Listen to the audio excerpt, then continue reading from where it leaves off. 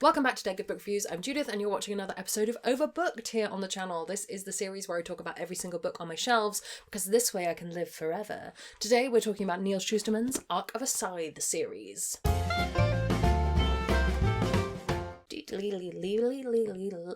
Some quick disclaimers before we start. I don't think I had a review copy of any of the 3 books in this series. I did have a digital review copy of Gleanings, which is the short story compilation that came out last year. Regardless of where books come from, nobody's paying me to talk about books, and all opinions are my own. I'm going to keep this as spoiler-free as humanly possible while still talking about some key elements of the books. If you do want to go in knowing absolutely nothing, this is not the video for you. Pause it, come back when you've read it, we'll chat then. And I will link the story graph for the book below in case you want to check out any user-generated content warnings. A pretty broad one for death and killing people. Yeah, that happens in this. This is a YA sci-fi dystopian series. The first book, Scythe, came out in 2016, Thunderhead followed in 2018, and The Toll came out in 2019. It is in my notes, and obviously Gleanings, I'll quickly put the cover up for you. That was 2022. Neil Shusterman is an American author who's written quite a lot of YA over a long period of time, most of which I have not read. He did also, coincidence, write a few of the episodes for the Animorphs TV series, which I've never seen, but I do know a lot about Animorphs and I thought that was interesting to note. What if death was the only thing left to control? In a perfect world, the only way to die is to be gleaned by a professional scythe. When Citra and Rowan are chosen to be apprentice scythes, they know they have no option but to learn the art of killing. However, the terrifying responsibility of choosing their victims is just the start. Corruption is the order of the day, and Citra and Rowan need to stick together to fight it. Then they are told that one of them will have to glean the other. I personally think that blurb is absolutely pants, and it ties into a lot of my problems with the book in general, particularly book 1. This is a world where in the year, I think something like 2043, that popped into my head, it may or may not be accurate. Death is basically eradicated. We no longer have to die as humans. When you die, you can get revived, you can turn the clock back and become younger. Everything is governed by the Thunderhead, which is an AI, and the Thunderhead, sort of in the process of this all coming about, determines that in order to stop population from becoming way too big, because no one's dying anymore, some people will need to die. There are humans who are ordained as scythes, who exist outside of main society, and their job is to glean people in order to keep population down. It is a sort of it's not a religious order, quite definitively, but its practice is almost very religious and bureaucratic and all that stuff tied together. And really, I think what these books are about is exploring what a world post-mortality run by an AI with these sides would be like. However, the fact that these books are YA books that came out at a very specific time means that the books do get quite taken up with this idea of this challenge between these two people. If you're not on board with that, you're going to enjoy these books less than I think you might if you were on board with that.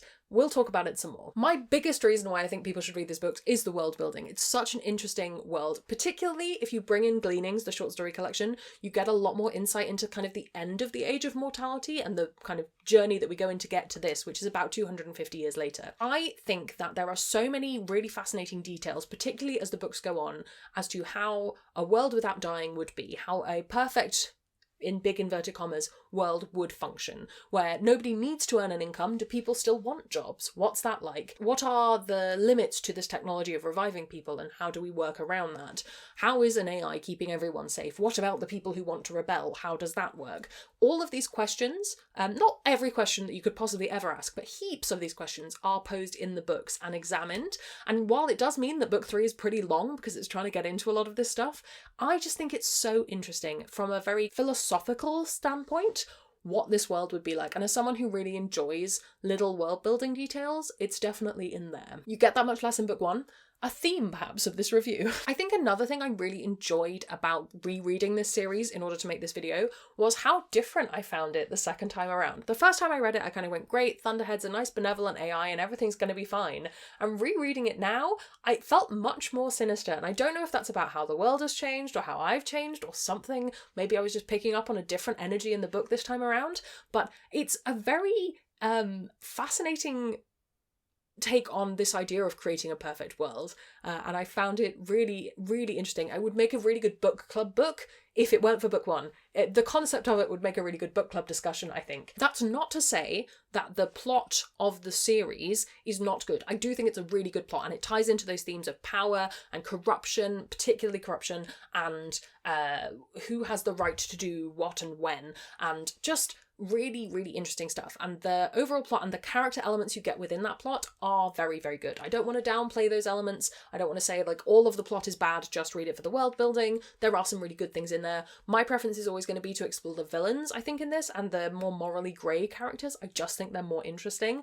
But overall, there are some very, very cool character plot moments in the series. I still think the plot is good. It's just not my favourite aspect of it. I would much rather talk about what humanity's art would be like in a world where we did not die. Would it be impacted?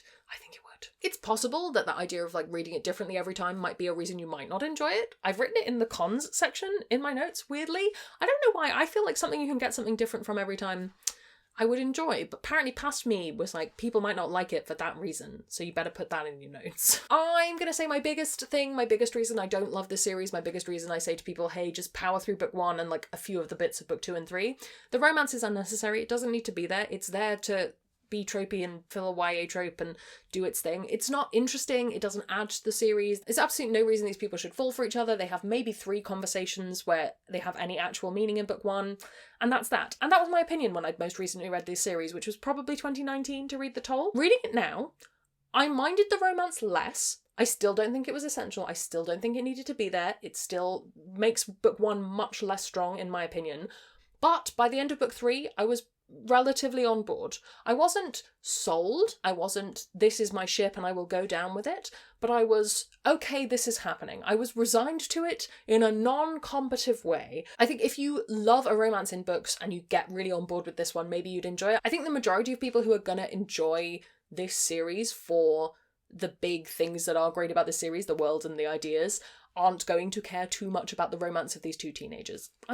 Maybe I'm making that up. It just feels that way to me. Boo to the romance is what I've written in my notes, but I think it's a slightly less resounding boo than it would have been 2 years ago. And that's progress. I do think, though, as a result of that, it is a somewhat imbalanced series. As you can see, I don't know if you'll be able to see it earlier, The Toll is much chunkier than all the other books in the series because there's so much to fit in, and added gleanings on top of that, I think it's very back-weighted. I think that's a good thing. I like a series that develops, but I think it does make book 1 feel a little bit less in contrast to that. It didn't necessarily feel so right at the beginning, but it does feel that way now that we've got it all together. I feel like I should wholeheartedly love this series with all of my being, because it's so on brand for me. It has Grim Reapers on the cover, and there would be so few things you would have to change for me to utterly adore this. And I think it is just bringing it into adult fiction would have solved it for me. Even if it was feeling very crossover, I think I would have enjoyed it more. And it would have largely been toning down a lot of the romance, perhaps. Anyway, what else should you read if you've enjoyed these or you want to enjoy something similar? In theory, I will be reviewing another Neil Shusterman book next week. I'll be reviewing Dry. I'll let you know if I'm actually going to. I haven't reread it yet, so I haven't made that decision, but I might be. So potentially that. We'll see when we come to it. And then I've run into the same problem as I ran into when I reviewed The Bone Season last week, is that I don't have a lot of dystopian recommendations anymore. I used to have loads of them. I kind of switched out of reading as much YA as I was reading, and also when you look up dystopian YA recommendations, you just get everything from like 2010. So if you have any suggestions of things that are more modern, more recent, or adult dystopian stuff, please do plonk it down in the comments below. I would really love those recommendations, please and thank you. Should you read the Arc of Scythe series? My feeling is, if you go in knowing that the romance is there and that it's going to happen whether you like it or not, I think it is a good reading experience, and I would really love to have some discussion around the themes and ideas of the series with people who'd read them, so I am encouraging you to do that regardless of the romance. I think if I found a similar book that was tackling similar ideas about immortality, I might replace this in my circulation, but I don't think I currently have anything else on my shelves that does what these books are doing, especially with all the added context of the short story collection, which I do recommend you read if you haven't already. Have you read these books? Do you have plans to? Do you have a favourite dystopian kind of thing? What kind of themes do you like explored in your sci-fi? Let me know down in the comments below. I would love to hear from you. While you're down there commenting, if you haven't already, please do subscribe. It makes me feel loved and appreciated. You can also follow me on social media. Come hang out on Discord, where we have chill chats about books. I would like to say a huge thank you to all the ghosts who haunt me over on Patreon. They support the channel and in return get early access to videos, bonus content, live streams and more. If you would like to join their number, that's linked in the description as well. Thank you so much for watching. That's all from me, and I will see you in the next one. There's gonna be some bloopers now. Welcome back to Dead Good Book Reviews. I'm Judith, and this is a YA sci-fi.